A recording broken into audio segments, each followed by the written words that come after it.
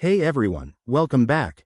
Today, we're tackling something super useful: how to sync your SharePoint files to a network drive in 2025. Whether you're a business professional looking to streamline workflows or just someone who wants easier file access, this guide will make your life a lot simpler. Let's dive right in. First off, why bother syncing?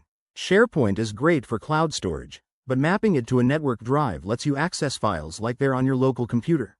Faster searches, offline access, and seamless integration with other tools.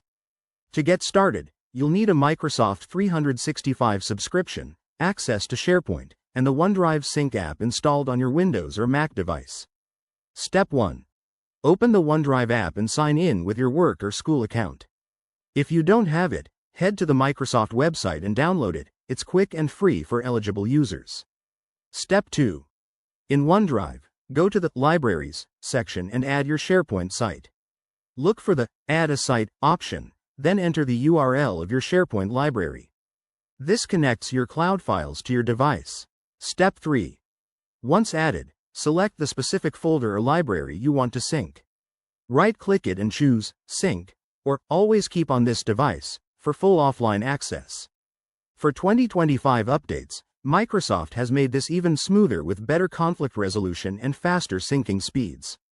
Step 4. To map it as a network drive, open File Explorer on Windows. Go to This PC, right-click, and select Map Network Drive. Enter the SharePoint library path, like yourcompany.sharepoint.com at SSL Documents, and connect using your credentials.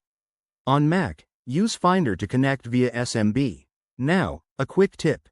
If you run into errors, like permission issues, double-check your SharePoint settings or try restarting the OneDrive app.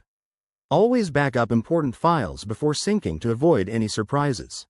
There you have it. Your SharePoint files are now synced and ready to go. This method not only boosts productivity but also keeps everything organized. If you found this helpful, give it a thumbs up, subscribe for more tech tips, and drop your questions in the comments. Thanks for watching, and see you next time.